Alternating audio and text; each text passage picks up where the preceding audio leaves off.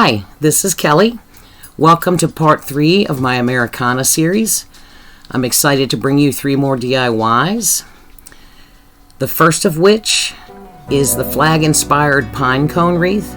Now this is small. It's, I believe, a 8-inch wood round I'm using, possibly 10. And here I'm just cleaning up some pine cones. You snip away all the pieces you don't like, and we're just gonna paint them up here. Now I have a full tutorial on making these flowers.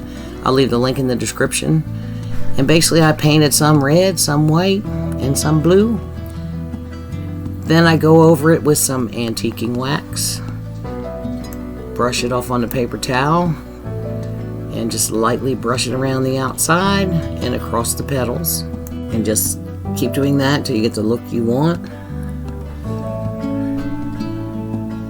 These little chip brushes, you can get them cheap just about anywhere.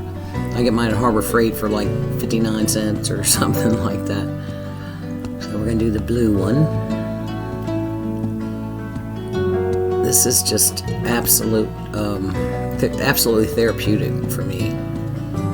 I love to paint things. I like to see things come together. And I never know what I'm going to do. I try to show supplies at the front of the videos, but I kind of figure it out as I go, so I never know what I'm going to use.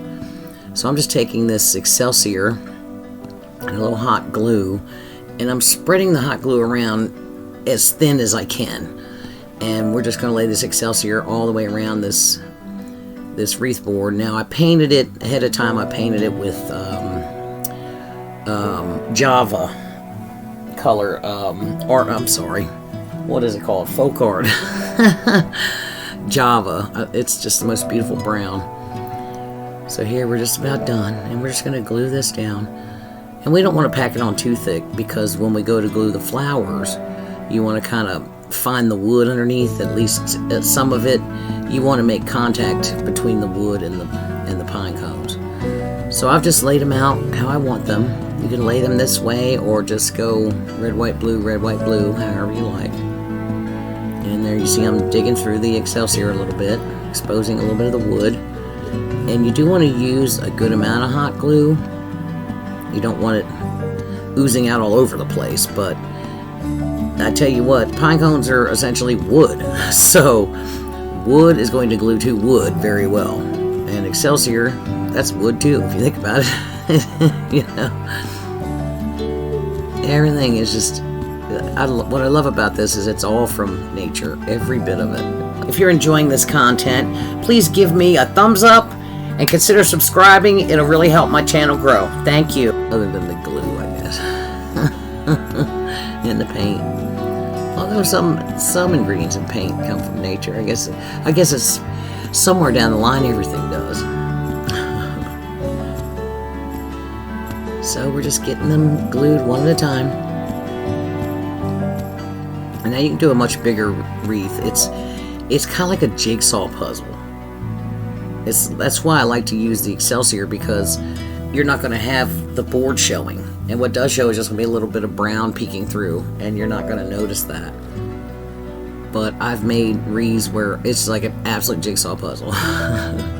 But it's so rewarding, and you go back and forth, you get all your different sizes, and you just fill in the gaps. But this one is a small one. If you want to try this out for the first time, this is a good way to go. Do a small one. And you can take a small wired wreath and wrap it in burlap ribbon and do the same thing. And these little wood rounds, you can get them from Temu, you can get them from Amazon. So I'm just putting a piece of jute on here for a hanger. I just made sure it's tucked under that flower.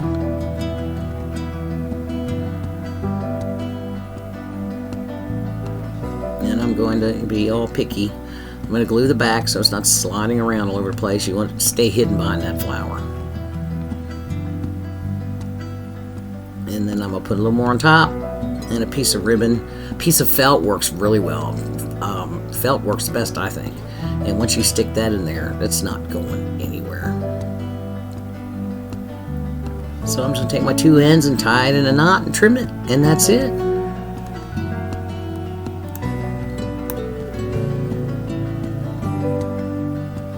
think I go and fray the ends. Yeah, fray the ends a little bit, make it purty.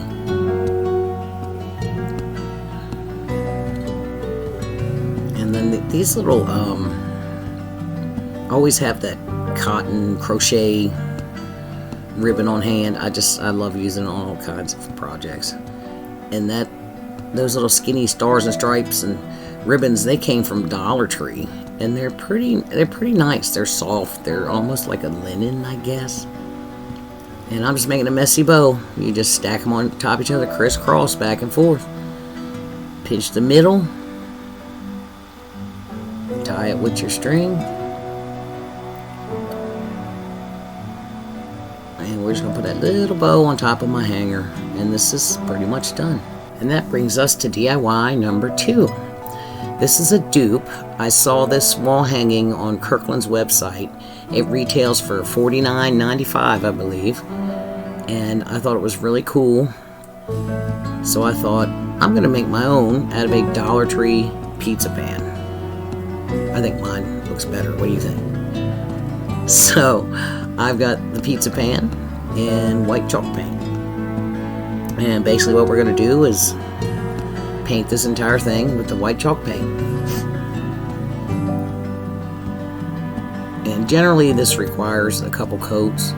And when you're painting plastic or metal or glass, make absolutely sure your first coat is dry, completely dry. It's not a bad idea to leave it overnight, because the new paint will take the other paint right off.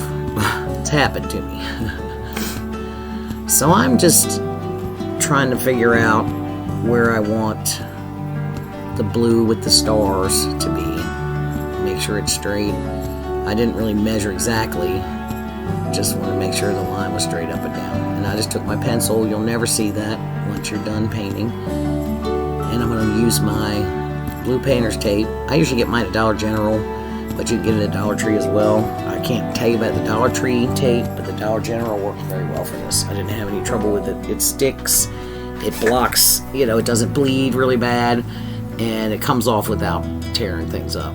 And again, make sure your paint is absolutely dry though before you put this tape on here. So I'm just going to put that up against that pencil line and press it down. And we're going to paint that portion with my, what is it called? Indigo blue, I believe. And this is a Michaels brand.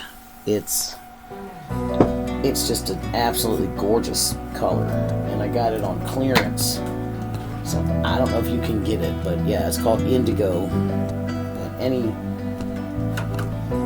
I don't know if you call it a royal blue, or it's a little darker than royal blue, but it just works beautifully. So I'm bringing it up on that. You've got that little curve that goes up towards that lip on the outside, and I brought it up a little more than halfway, and I struggled a little bit. I figured it out, but I struggled a little bit with where to line up the other colors, the stripes, and I'll show you in a minute what I'm talking about. So I get a couple coats of that on there, and you can take the tape off while it's still wet. In fact, it's usually a better idea. You're less likely to pull your paint up. Now look at that. Look at that. Oh, look at that nice line I ended up with. Look, I'm lucky I didn't get my thumb in it and smear it everywhere. And make sure that is absolutely dry before you do the next step. And I'm just going to show you this for a week. What's going on here? I don't know.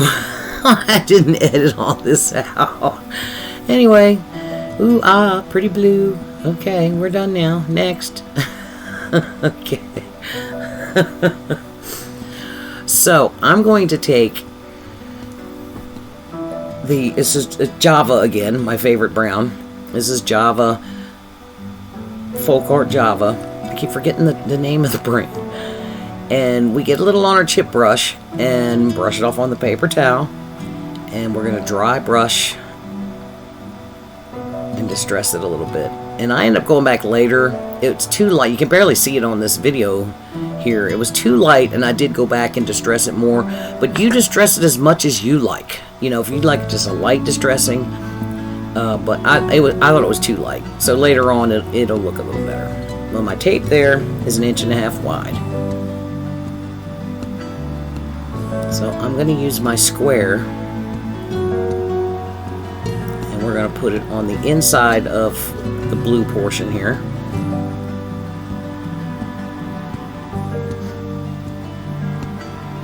And yeah, I do recommend letting everything dry overnight each time. I know that's a pain in the butt. You can use your heat gun to dry if you like, and that does work, but it's good to know that it's absolutely dry before you start taping things to it. So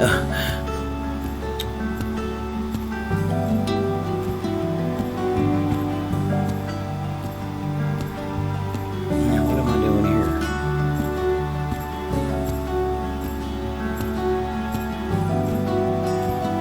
Oh, okay. I gotta remember it's been a week since I filmed this. Oh my goodness. Anyway, I'm making sure the stripes are going to be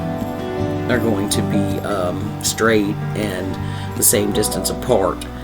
So I just measured 1.5 inches from that edge and marked it on the tape with my pencil, so I didn't have to mark the paint. And we're going to lay that tape down, and then we're going to use another piece of tape to make sure we get the exact same width. And you lay that down before you put the next strip across. So yeah, I've just got like a 3-inch piece there, and we just lay that down to mark where our next piece of tape's going to go.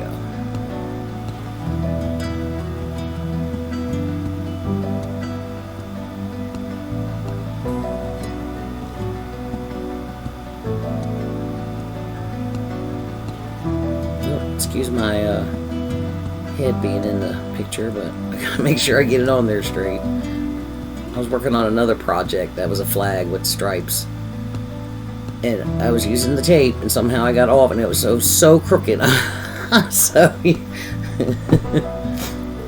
sometimes it's best to stand up and look down on what you're doing, and you can see better.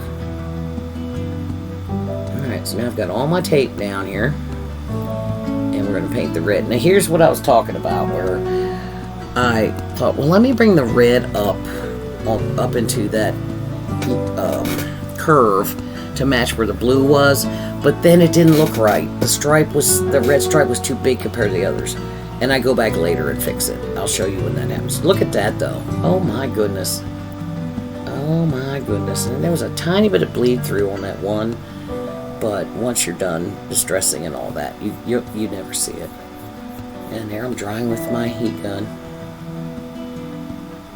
So there, right there, you see, I went back and put the tape down and just filled in that little bit with white, because the stripe, it was just, bigger than the red. It just looked off. So if you decide to try to do this project, leave that little bit for the white on top. So now I did the Java to distress the white. Now I'm going to dry brush a little bit of white chalk paint on the blue and red.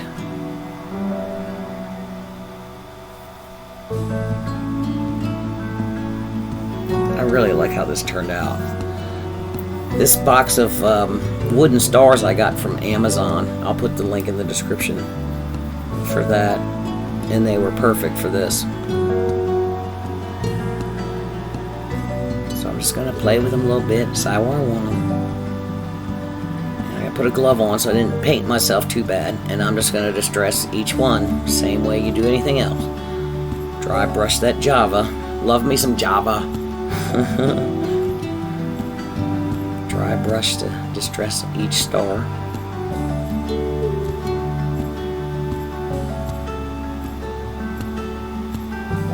Okay, now I've got them placed where I want them.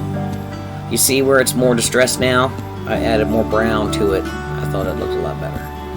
And I'm just going to put just a little dot of hot glue. Don't put too much, it will ooze out everywhere. There's some glue strings. And I was 55 years old before I found out that if you take your heat gun or your hair dryer will work. You can hit your project with it and it'll melt away all the little glue strings. I have fought with glue strings my entire life. I never once thought to do it. Excuse me. So I think we're to the last star here. Get that glued down. And there she is. Now I go back and put a little rope hanger on it. You'll see that in the reveal. And this project is complete. And that brings us to DIY number 3. I found this wooden star in my local thrift store. And somebody had painted it with magic markers, which proves to be a little problematic. So here we go. They just put all different colors, and I was looking at them like, I think that's different color Sharpies or something like that. And I paid $1.50 for it or something like that. And originally came from Michael's, I believe, from the sticker. It said Celebrate It, and it was a Christmas star, actually. But it's all wood. It's very nice.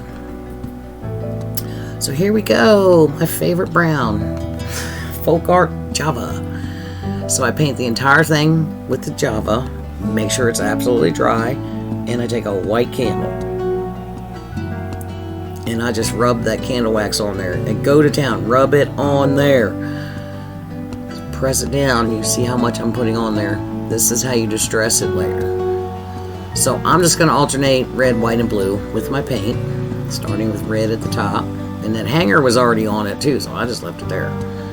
No reason to fool with that. Put it, take it off, put it back on. That would just be a waste of time. So yeah, the candle wax trick, I'm not sure who to credit with that. I've seen a few DIY YouTubers do it, so I don't know who came up with it. But it makes distressing so much easier. And look at that red over top of that brown. Oh, it is so beautiful. My son was like, leave some of it brown. So here we go. I've got all my colors painted on. You see that section? The second part? The magic marker is bleeding through the brown and the white paint. Well, we addressed that. We fixed that. Luckily, it happened there. Now, see, I went back once it was dry and sanded it all off as best I could. In the meantime, we're going to go ahead and distress the rest of this. I got this putty knife at Dollar Tree, and it's a nice slender one where it's perfect for this. And excuse my jiggling table. I got a wobbly table, and my camera's attached to it. And we're just going to scrape, and that candle wax just makes it easy to scrape up sections to give it that distressed look. It comes out so beautiful. You can use sandpaper as well, but the putty knife, you just go to town. So yeah, that bad section, we cover that up. So I tried a couple things. You can actually, I did some research, you can actually go buy shellac and get spray or brush on. It was kind of expensive, and I'm like, I'm not gonna go spend money on this star cost me like $1.50, whatever it was. I'm not gonna go spend money on a bunch of shellac and try to paint that little section. That's where my bow is gonna go anyway, so I'll show you what I end up doing. But yeah, we're just gonna keep on distressing. And yeah, this candle wax trick, it's fun to do too. You just watch it. You just watch it turn into this vintage looking piece. It's really cool. And I've got my emery board, and I'm going to go over and get the edges. So like in real time, if something's going to get distressed, you want to make sure you have distress on the areas that are going to get it the most, like the edges, for instance. And you take off as much or as little as you want.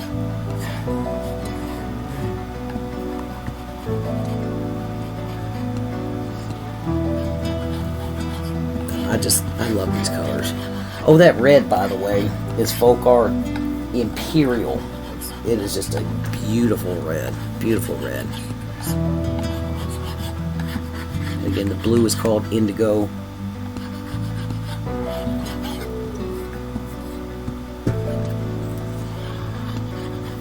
It's called Art Minds is the brand, but I don't know. Like I said, I get it at Michael's and it was on clearance, so I grabbed it. This is the perfect blue color for the American flag. So I'm just going to show you all day how I am distressing. I guess I could have shortened this section a little bit, but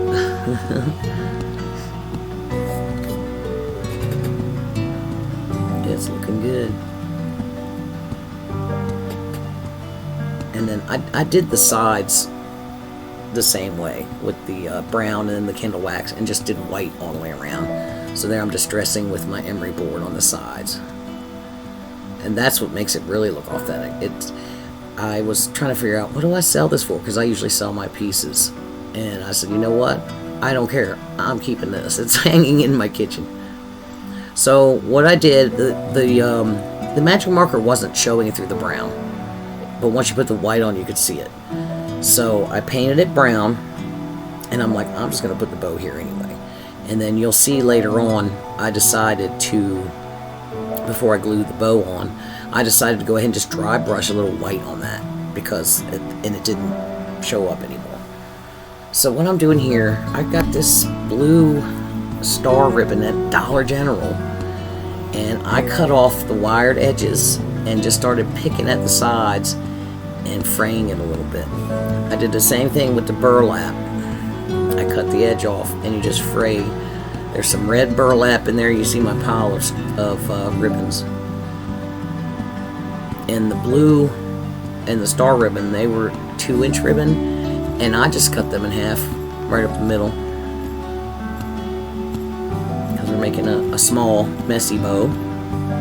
Same thing we did for the pine cone wreath, is a little bit bigger, and we just alternate our ribbons back and forth, crisscross, and the little frays. It turned out really cute. And oh, I have this brown Excelsior, and I end up using the lighter color. Once I got to looking at it, I'm like, I'm going to use the light Excelsior. So we're just airing them on top of each other, and the little frays on it, it really turned out cute. We want rustic charm, vintage charm, whatever you want to call it. So I thought, well, if the wood's going to be that distressed, then the ribbons are going to be distressed, right?